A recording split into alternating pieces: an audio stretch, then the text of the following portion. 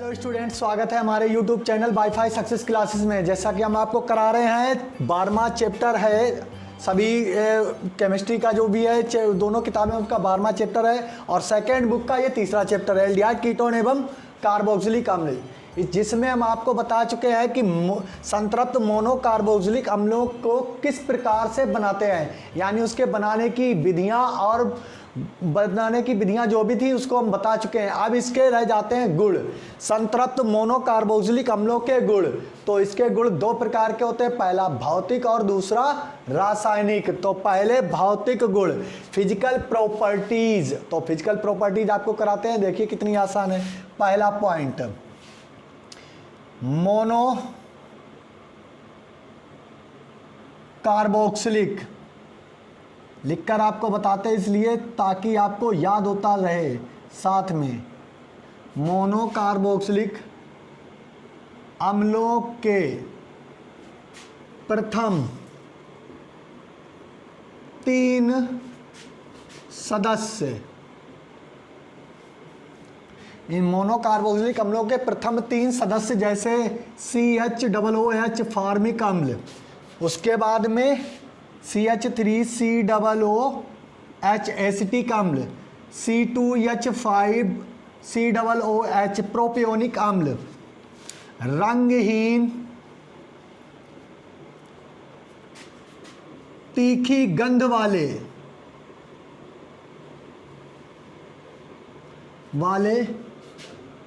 द्रव हैं। ये पहला पॉइंट हो जाता है, यानी कि मोनोकार्बोक्सिलिक अम्लों के प्रथम 3 सदस्य जैसे फार्मिक अम्ल, एसिटिक अम्ल और प्रोपियोनिक अम्ल रंगहीन तीखी गंध वाले द्रव हैं। दूसरा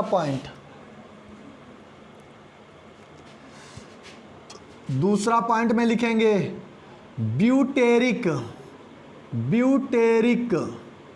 यानी कि लिखेंगे C3H7COOH से नोनोइक तक के सभी अम्ल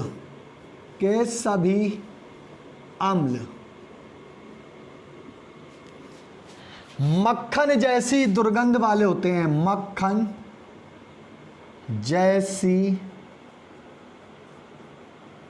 दुर्गंध वाले होते हैं।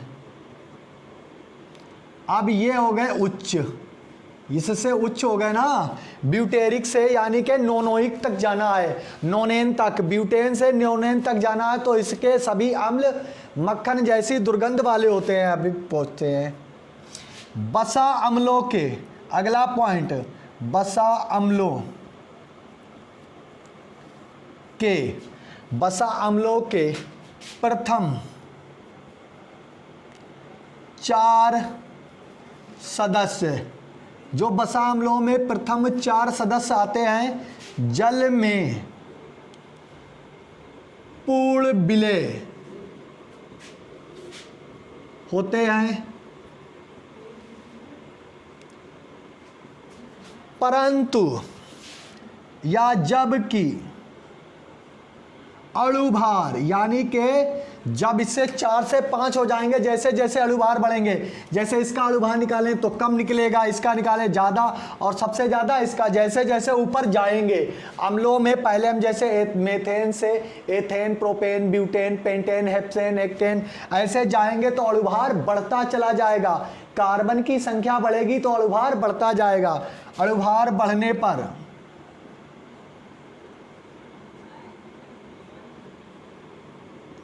इनकी जल में विलेयता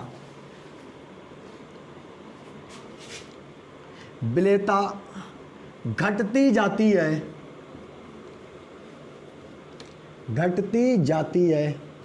ये आप समझ गए होंगे, जैसे जैसे अणुभार बढ़ेगा वैसे वैसे इनकी विलेयता घटती जाती है। अगला पॉइंट, एल्कोहलों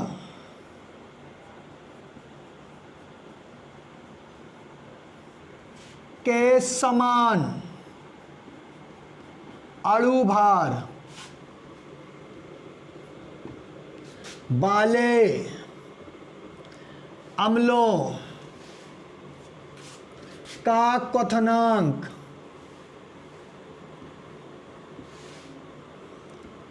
अधिक होता है।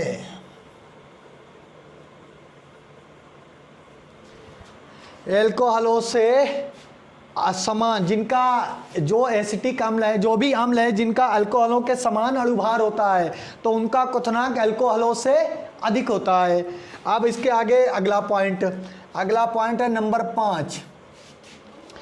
मोनो कार्बोक्सिलिक अम्लों में, मोनो कार्बोक्सिलिक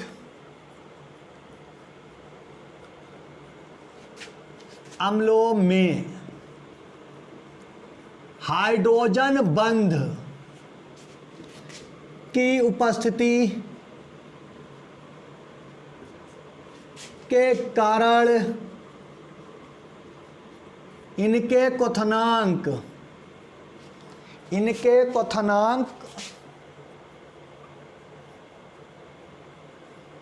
उच्च होते हैं। ये हो गए इनके भौतिक गुण,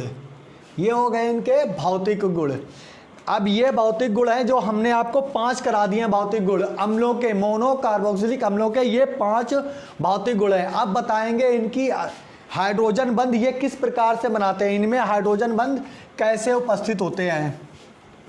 तो कोई भी मोनो कार्बोक्सिलिक अम्ल लेंगे और उसके बारे में बताएंगे।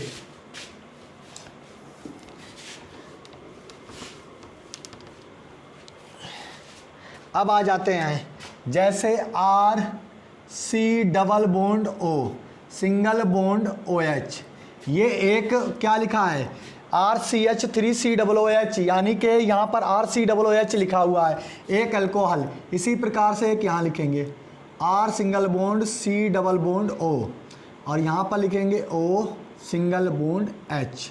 अब ये वो अल्कोहल ही लिखे हैं, लेकिन ये जो इनके बीच में हाइड्रोजन बंध पाए जाते हैं, ये जो बंध हैं ये तो पहले से ही उपस्थित है इनके बीच में बंध, और ये हाइड्रोजन बंध होते हैं। जब इनके हाइड्रोजन बंध टूटते हैं तभी तो पानी उबलेगा, यानी कि इनके कण एक दूसरे को छोड़कर वाष्प अवस्था में आएंगे। तो इनमें पाए जाते हैं ये हाइड्रोजन बंध। जैसे ही मोनोकार्बोक्सिलिक अम्ल में जल मिलाएंगे तो जल इनसे संपर्क कर जाएगा और हाइड्रोजन बंध बनाएगा, जैसे HOH। अब यहाँ पर ऐसे हाइड्रोजन बंध बन जाते हैं इनके बीच में, ये अणु क्या बना लेते हैं, हाइड्रोजन बंध, H बॉन्ड। अब ये H बॉन्ड बना लेते हैं तो इनकी विलेयता बढ़ जाती है। अब यहाँ पर इनका क्वथनांक भी बढ़ जाता है। ये क्या है, H बंध। ये हो गए इनके भौतिक गुण। अब आ जाते हैं इनके रासायनिक गुणों पर कि मोनोकार्बोक्सिलिक अम्लों के रासायनिक गुण क्या होते हैं। संतृप्त मोनोकार्बोक्सिलिक अम्लों, और ये किस प्रकार से रासायनिक अभिक्रियाएं करते हैं।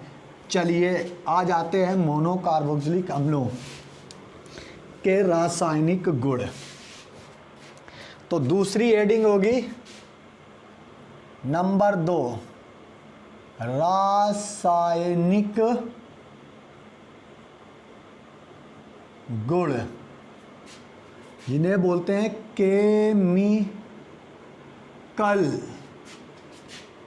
प्रॉपर्टीज।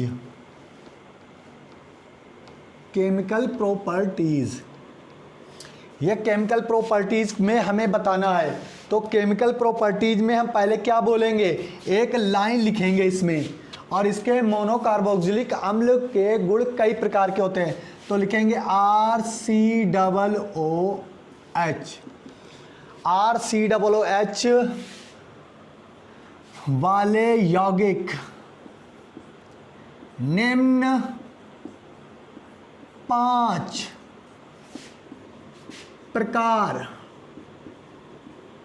के, निम्न 5 प्रकार के रासायनिक गुण प्रदर्शित करते हैं।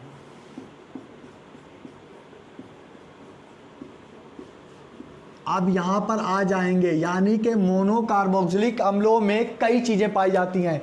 सबसे पहला एल्केल, फिर एक होता है कार्बोनिल समूह, एक हाइड्रोजन होता है, दूसरा होता है OH हाइड्रोक्सिल समूह।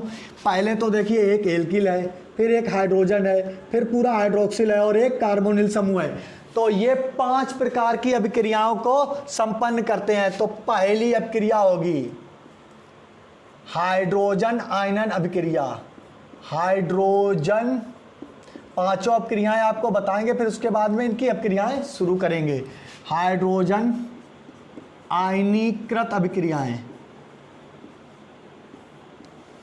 अभिक्रियाएं, ये पहली अभिक्रिया होगी इसकी, रासायनिक गुण की पहली।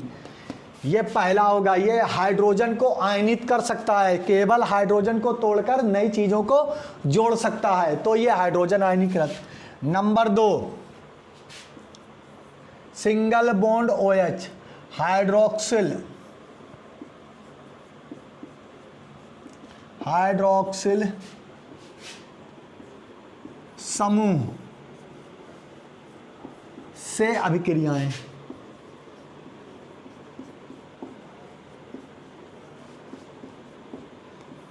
ये हो गई दूसरी। नंबर 3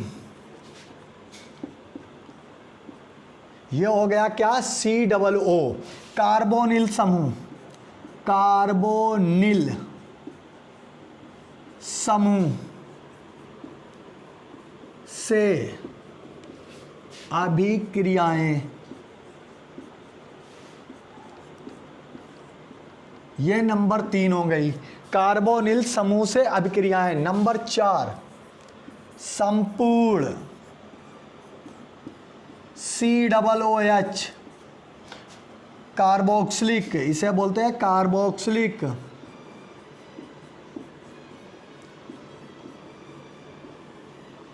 समूह से अभिक्रियाएं, ये संपूर्ण कार्बोक्सिलिक समूह से अभिक्रियाएं हो गई। अब इसके बाद में आ जाता है 5वां एल्किल समूह से अभिक्रियाएं। अब इतनी अभिक्रियाओं के बारे में हम आपको बताते हैं। जैसे कोई भी अम्ल हो, उसका फार्मूला होता RCOOH, यही होता है RCOO। तो पहला हम पहले पॉइंट पर जाएंगे तो यहाँ पर है हाइड्रोजन आयनीकृत अभिक्रियाएं। तो हाइड्रोजन आयनीकृत अभिक्रियाओं में पहला क्या होगा, हाइड्रोजन को आयनीकृत करना होगा, इस हाइड्रोजन को हटाना होगा। यहाँ पर कोई भी ऐसी धातु जुड़ सकती है जो हाइड्रोजन को लेकर आती हो, जो हाइड्रोजन को लेकर आती हो, ठीक है। उसके बाद में दूसरा होगा हाइड्रोक्सिल समूह से अभिक्रिया, पूरे OH समूह को हटाया जा सकता है। तो इस समूह से अभिक्रिया पूरे से हो सकती है, पहले हाइड्रोजन से, फिर उसके बाद में OH समूह से। तीसरी है कार्बोनिल समूह से अभिक्रिया, सिर्फ CO से होनी है, C डबल बॉन्ड O से होनी है। और चौथी है संपूर्ण COOH, यानी कि अब इस पूरे से अभिक्रिया होनी है, तो संपूर्ण COOH से अभिक्रिया करानी है हमें। उसके बाद में क्या, एल्किल समूह, यानी कि जो R बचा इससे भी अभिक्रिया हो जाती है, अल्फा बीटा क्लोरो ब्रोमो लग सकते हैं। तो आ जाते हैं सबसे पहली अभिक्रिया हाइड्रोजन आयनीकृत अभिक्रियाएं। तो इसके बारे में बताएंगे, इसको रब किए देते हैं। ये 5 अभिक्रियाएं हैं। वीडियो थोड़ा सा बड़ा होगा लेकिन A to Z आपको इसकी अभिक्रियाएं हम बता देंगे कैसे की जाती हैं। चलते हैं अपने टॉपिक पर, हाइड्रोजन आयनीकृत अभिक्रियाएं। नंबर 1 हाइड्रोजन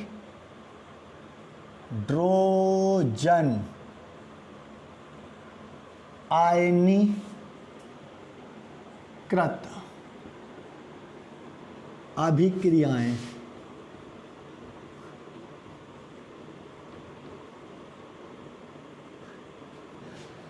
तो पहले इसमें एक लाइन लिखेंगे, नंबर कोई भी नहीं, सभी मोनो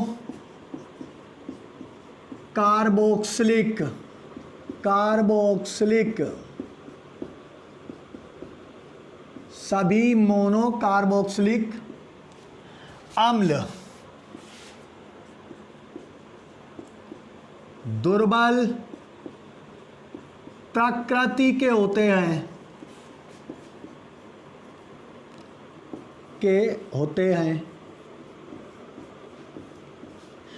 दुर्बल प्रकृति के होते हैं जो जल में वियोजित होकर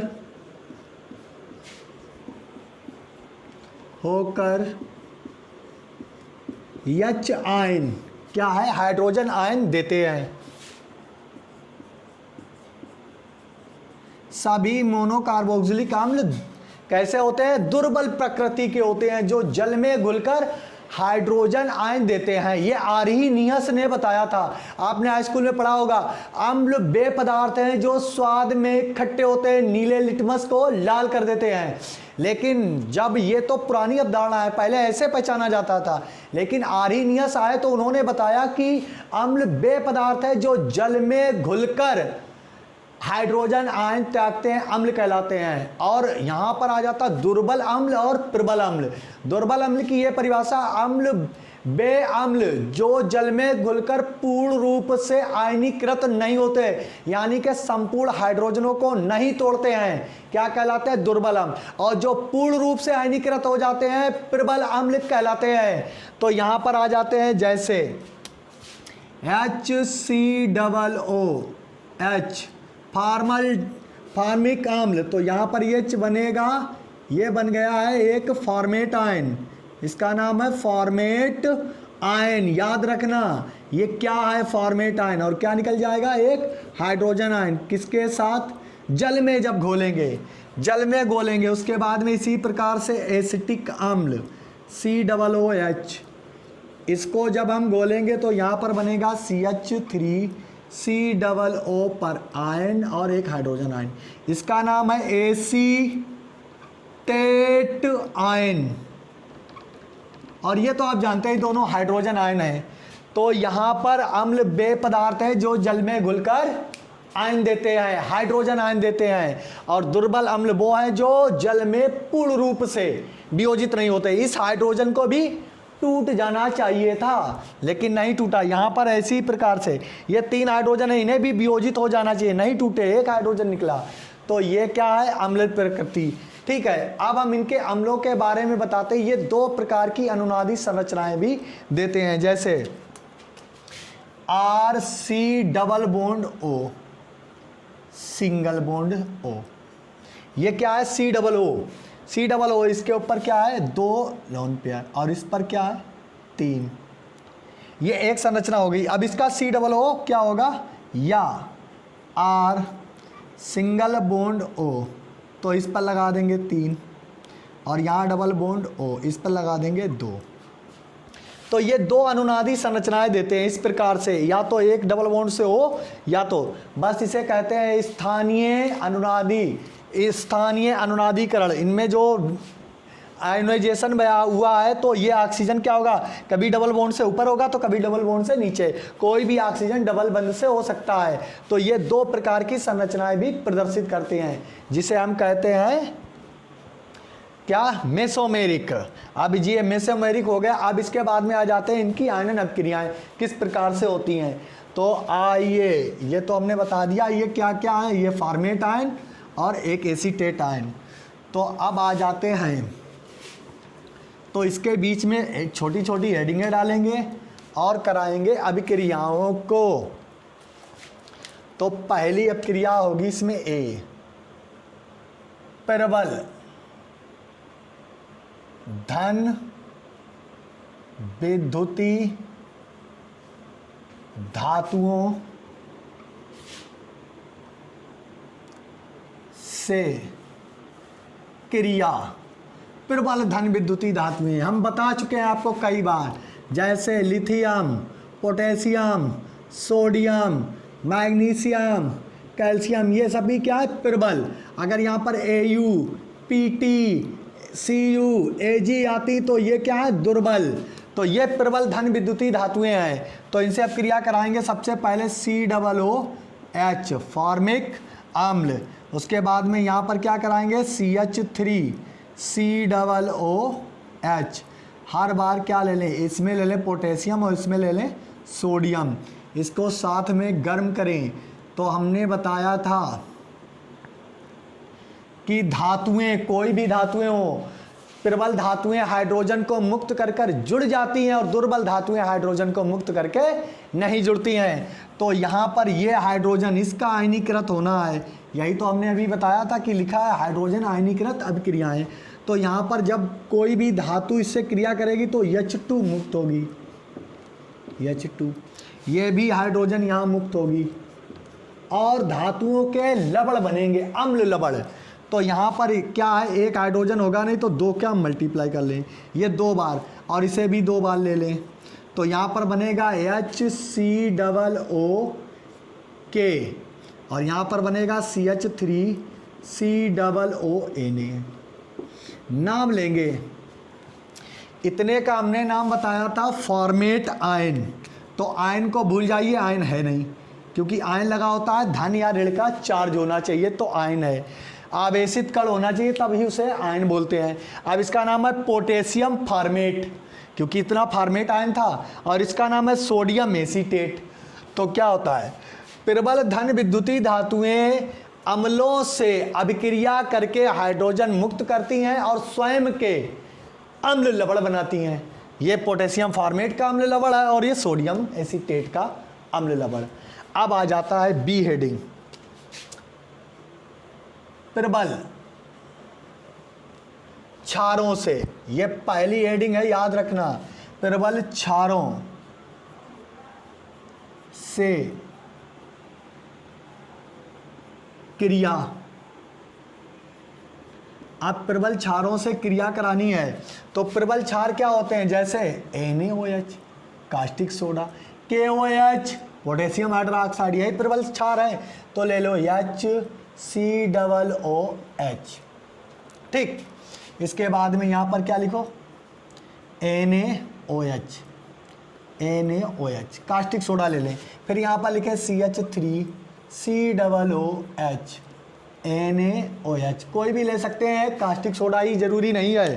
ठीक है, तो यहाँ पर ये प्रबल क्षार सबसे ज़्यादा तो कास्टिक सोडा ही होता है। इसको क्या करेंगे, गर्म करेंगे। जब हम गर्म करते हैं तो भाई किससे अपक्रिया हो रही है, हाइड्रोजन से। किससे, हाइड्रोजन का आयनीकृत। तो इस हाइड्रोजन को इस OH के साथ में मिला दीजिए, क्या बनेगा, H2O बन गया। इसी प्रकार से यहाँ इस हाइड्रोजन को इस OH के साथ मिला दीजिए तो क्या बनेगा, H2O। जल पृथक हो गया, बचा क्या, HCOO Na। अब यहाँ सोडियम लगा है तो सोडियम फॉर्मेट बन गया ये, और यहाँ पर बन जाएगा CH3 COONA। अब ये सोडियम एसीटेट और सोडियम फॉर्मेट बन गए। किनसे किनसे अपक्रिया हो गई, प्रबल धन विद्युतीय धातुओं से और प्रबल क्षारों से। अब धातु के कार्बोनेटों से अपक्रिया, धातु के कार्बोनेटों से अपक्रिया कराएंगे। इसको रब किए देते हैं, दोनों अपक्रियाओं को। बहुत इजी अपक्रियाएं हैं, इन्हें कराने में कोई दिक्कत नहीं होगी, आप करते चले जाएंगे और आपको पता भी नहीं चलेगा कि अपक्रियाएं इतनी आसान होती हैं। नंबर 3 या सी लिखेंगे यहाँ पर, धातु कार्बोनेटों से अभिक्रियाएं।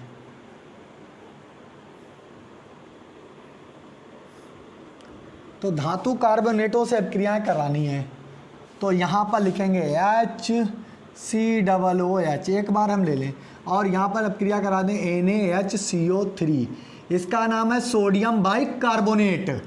और यहाँ पर ले लें एक बार CH3 COOH।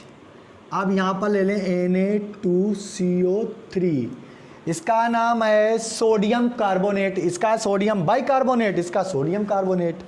अब एक बार और ले लो CH3 COOH, यहाँ पर बन जाएगा Na नहीं, अब यहाँ पर कोई और ले लेंगे, CaCO3। ये कार्बोनेट बन चुके हैं, ये सभी कार्बोनेट हैं, एक सोडियम कार्बोनेट, एक है कैल्शियम कार्बोनेट, एक है सोडियम बाइकार्बोनेट।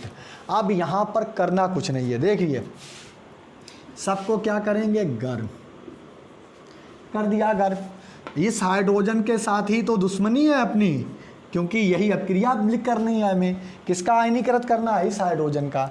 तो यही हाइड्रोजन है 3, इसका ये, इसका ये, इसका ये। तो ये हाइड्रोजन इस हाइड्रोजन से मिलकर इसकी एक ऑक्सीजन चुरा लेगा, तो क्या बनेगा, H2O बन गया। अब यहाँ पर आ जाता है CO2, क्योंकि इसके पास 3 था तो 2, इसे भी उड़ा दो, CO2 ये उड़ गई, एक जल बना, एक कार्बन डाइऑक्साइड। अब बचा HCOO, HCOO और बचा क्या यहाँ, Na, यानी सोडियम फॉर्मेट बन गया। इसी प्रकार से यहाँ कर लीजिए। अब यहाँ चूंकि एक का काम चल नहीं सकता है, तो हम क्या करें, 2 का मल्टीप्लाई। ये इतनी अपक्रिया 2 बार हो गई, ये हाइड्रोजन 2 बार, तो यहाँ पर हम क्या करें, एक हाइड्रोजन, ये 2 हाइड्रोजन है क्योंकि यहाँ पर मल्टीप्लाई कर दिया है, ठीक है। ये दोनों हाइड्रोजन इसकी एक ऑक्सीजन को ले लेंगे, तो ये बन जाएगा H2O, बन गया। अब ये देखिए यहाँ 3 थे, ये CO2 बची है, तो इसे CO2 को भी निकाल दीजिए, बन गया। अब बचा क्या, ये सोडियम 2 बार है, तो भाई इतना हिस्सा भी तो 2 बार है। ये एसीटेट आयन, एसीटेट आयन भी 2 बार है, तो यहाँ लिखेंगे CH3COONA, वो भी कितनी बार, 2 बार। तो ये बन गई अपक्रिया, इसमें बना सोडियम फॉर्मेट, इसमें सोडियम एसीटेट। इसी प्रकार से अब यहाँ पर क्या है, 2 हाइड्रोजन चाहिए, तो 2 का मल्टीप्लाई, और ये 2 हाइड्रोजन इसकी एक ऑक्सीजन लेकर जल बना लेंगे, तो यही पुरानी अपक्रिया H2O। शेष क्या बचा है, यहाँ पर CO3, इससे CO2 उड़ा दो, 3 में से एक ऑक्सीजन चला गया था। अब ये बचा है CH3CO 2 बार, तो इसको हम ऐसे लिखेंगे, कैल्शियम को लिखिए और इसके 2 हाथ होते हैं, क्योंकि यहाँ कार्बोनेट 2 संयोजकता से जुड़ा है और ये 2 बार, तो एक इसे दे दीजिए CH3COO, एक लिख गया है कितनी बार, 2 बार, तो एक यहाँ जोड़ दीजिए इसी प्रकार से CH3COO। इसे बोलते हैं calcium acetate, sodium format, sodium acetate, calcium acetate. यहाँ पर कैल्शियम की बैलेंसी 2 है, तो यहाँ पर हमें 2 बार जोड़ना पड़ेगा, 2 बार जोड़ना पड़ेगा। तो ये 2 बार जोड़ने पे बन जाएगा आपका। अब आ जाते हैं नेक्स्ट अपक्रिया पर, देख लीजिए किस प्रकार से धातु कार्बोनेटों से अपक्रिया होती है। अब ये अपक्रियाएं खत्म हो गई हैं, अब इसके बाद में हम कराएंगे नई अपक्रिया जो होगी हाइड्रोक्सिल समूह से अपक्रिया। नेक्स्ट अपक्रिया होगी हाइड्रोक्सिल समूह से अपक्रिया, OH से अपक्रिया करानी है। इसको रफ किए देते हैं, और ये एक अपक्रिया निपट गई है जिसका काम खत्म हो गया है। अब बी हेडिंग यानी कि second point, single bond OH, hydroxyl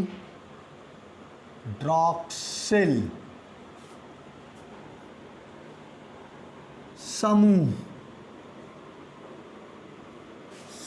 से के साथ अभिक्रियाएं लिख दीजिए, हेडिंग को अच्छा बना लीजिए, अभिक्रियाएं।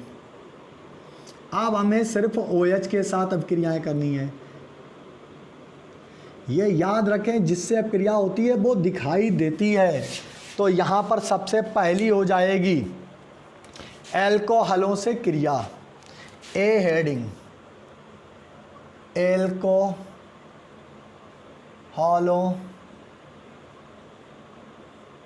से क्रिया।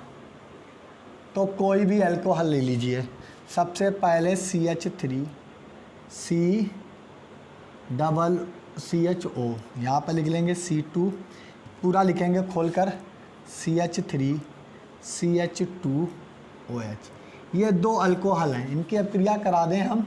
एसिटिक अम्ल ही ले लो, बार बार फॉर्मिक अम्ल नहीं अच्छा। अब यहाँ पर हमें सिर्फ किससे अपक्रिया करानी है, हमें ऐसे समूह से अपक्रिया करानी है जो यहाँ पर एक नया यौगिक बनाकर रख दे। तो यहाँ पर जब हम इस अम्ल से अपक्रिया कराएंगे तो बहुत आसान अपक्रियाएं होंगी। तो यहाँ पर क्या निकल जाएगा, H2O। क्या निकल जाएगा, H2O। एरो को थोड़ा छोटा कर लेते हैं, गर्म करते हैं, उसके बाद में एक यहाँ पर H2O निकल जाएगा। शेष क्या बचेगा, यहाँ पर एक एस्टर बन जाएगा जिसे हम बोलेंगे CH3COO एस्टर बनाते हैं। अम्ल अल्कोहलों से अपक्रिया करके जल अपघटन के पश्चात एस्टर का निर्माण करते हैं, एस्टर का निर्माण करते हैं। तो यहाँ पर CH3C2H5 ये एसीटेट आयन बन जाएगा। ये बन गया है एथिल एसीटेट और ये बन गया मेथिल एसीटेट।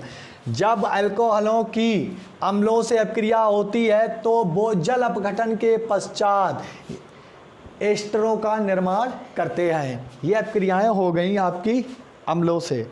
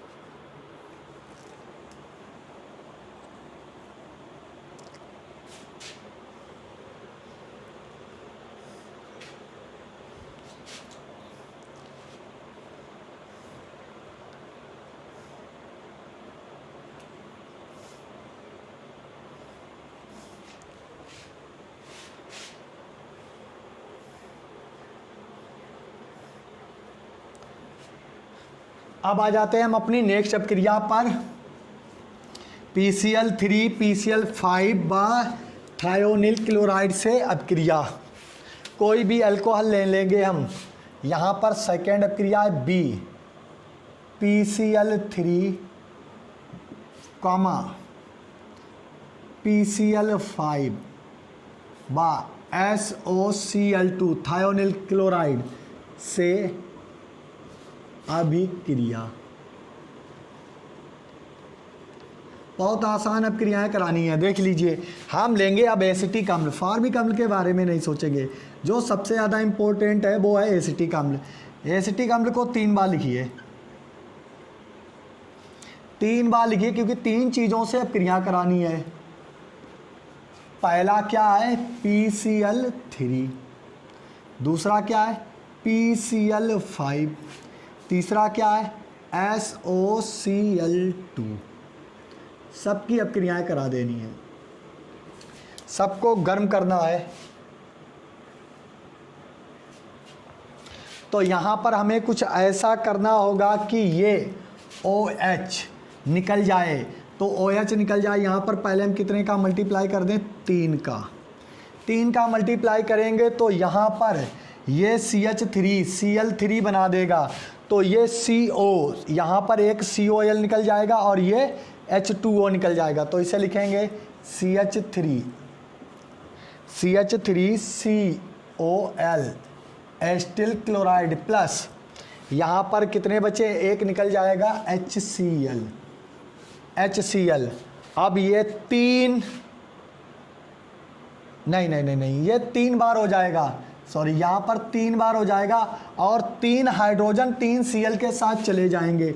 तो यहाँ पर 3 हाइड्रोजन, इतने को देखिए, ये जब इतना टूटेगा, ये कितने हैं, 3 हाइड्रोजन है और 3 ऑक्सीजन है, और ये फास्फोरस के साथ में मिलकर क्या बनाएंगे देंगे, H3PO3। इसका नाम है आर्थोफास्फोरिक अम्ल। आर्थोफास्फोरिक अम्ल, ये 3 ऑक्सीजन है इसके मल्टीप्लाई से और 3 हाइड्रोजन है, और ये 3 हाइड्रोजन और 3 ऑक्सीजन और एक इसका बचा हुआ फास्फोरस। और ये 3 Cl यहीं पर लग जाएंगे और ये बन जाएगा एस्टिल क्लोराइड। इसी प्रकार से यहाँ पर एक हाइड्रोजन इसके साथ में एक बन जाएगा HCl, बन गया। अब यहाँ पर एक ऑक्सीजन टूटेगी और एक Cl इसी के साथ जुड़ जाएगा, तो यहाँ पर लिख देंगे CH3CO। इतना बचा हुआ है, अभी इस ऑक्सीजन को हमने यहाँ से तोड़ा है क्योंकि इतना ही OH ग्रुप होता है। हम किससे अब क्रिया करा रहे हैं? हाइड्रोक्सिल समूह से, खाली हाइड्रोजन से नहीं है। तो ये O इस PO के पास पहुँचेगा, PO बना लेगा, एक Cl इसके साथ में जुड़ जाएगा, तो यहाँ पर लिखेंगे COCl। एक Cl यहाँ खर्च हो गया, एक HCl के साथ बचे कितने? 3, तो यहाँ पर Cl3, तो ये बन जाएगा POCl3। ये भी बना एस्टिल क्लोराइड। अब इसी प्रकार से यहाँ पर ये ऑक्सीजन इसके साथ में सल्फर डाइऑक्साइड, कुछ नहीं करना आपको, बड़ी आसान क्रिया होती, सल्फर डाइऑक्साइड। ये H इस Cl के साथ, एक Cl के साथ बना देगा HCl, बन गया। अब बचा क्या? एक Cl बचा और यहाँ पर एसीटो बचा है, तो इसको लिखेंगे CH3COCl, एस्टिल क्लोराइड।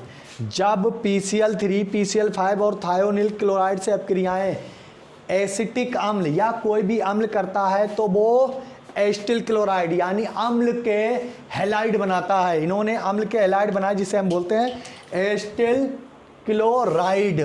अब ये देख लीजिए, यहाँ पर सबसे बड़ी परेशानी आपको यहीं पर आएगी जो समझ में नहीं आ सकती है। देख लीजिए, ये 3 ऑक्सीजन है क्योंकि 3 का मल्टीप्लाई और 3 हाइड्रोजन। देखिए वहाँ पर 3 ऑक्सीजन और 3 हाइड्रोजन है, एक फास्फोरस, तीनों Cl यहाँ लग गए क्योंकि 3 बार ये है, तो बन गया पूरा। बाकी तो आपको आसान दिख रहा होगा। अब नेक्स्ट अब क्रिया आ जाती है निर्जलीकरण। निर्जलीकरण करेंगे P2O5 की उपस्थिति में। हाइड्रोक्सिल समूह से अब क्रिया करनी है, निर्जलीकरण कराना है। निर्जलीकरण,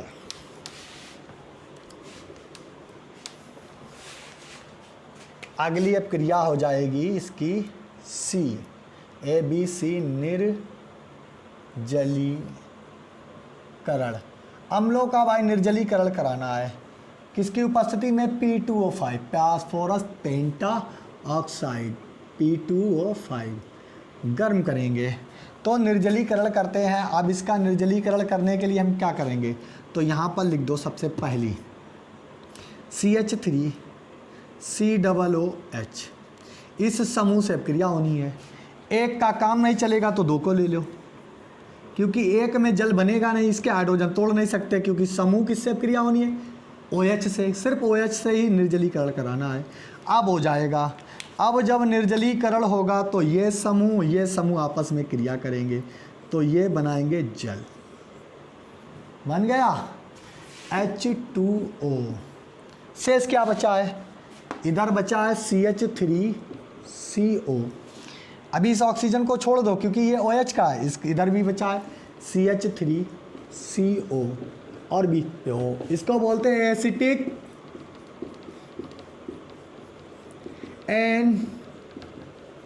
एनहाइड्राइड।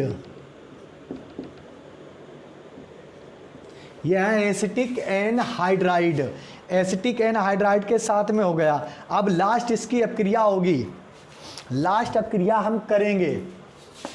इसको रब किए देते हैं क्योंकि यहाँ पर अब जगह नहीं है। इस हाइड्रोक्सिल समूह की लास्ट अपक्रियाएं हैं। अब यहाँ पर आ जाएगा नेक्स्ट अपक्रिया होगी अमोनियम लवणों का तापीय अपघटन, ABCD। अमोनियम लवणों का तापीय अपघटन। अमोनियम लवणों का जब हम तापीय अपघटन कराएंगे तो बहुत ही ज़्यादा होगा। जैसे इसके बाद में CH3COONH4 अमोनियम फॉर्मेट, दूसरा CH3COONH4। ये अमोनियम, ये एसीटेट, ये अमोनियम, ये फॉर्मेट, इसका तापीय अपघटन कराना है, ताप दे देना है, लो दे दिया ताप। अब जब इसका तापीय अपघटन कराना है यानी कि H2O से क्रिया करानी है, तो यहाँ पर ये ऑक्सीजन और ये 2 हाइड्रोजन क्या बना देंगे, जल बन गया। इसी प्रकार से इसका एक ऑक्सीजन और इसके 2 हाइड्रोजन क्या बना देंगे, जल। और यहाँ पर बचा है HCONH2, ये बन गया फार्मिनामाइड, आए क्योंकि फार्मिक अम्ल का है फार्मिनामाइड। और यहाँ पर बचेगा CH3CONH2, इसे बोलते हैं एसीटामाइड, एसीटामाइड, क्योंकि ये एसिटिक अम्ल से आया है। ये है फार्मिनामाइड, फार्मिनामाइड। ये अपक्रियाएं हो गई, कितनी हमने अपक्रियाएं करा दी, 2। कितने हो गए, 2 हैं, कितने प्रकार की, 5 प्रकार की। वीडियो काफ़ी बड़ा हो जाएगा, तो नेक्स्ट अपक्रियाओं को हम नेक्स्ट वीडियो में कराएंगे। तो ऐसे ही पढ़ते रहिए, मुस्कुराते रहिए, धन्यवाद।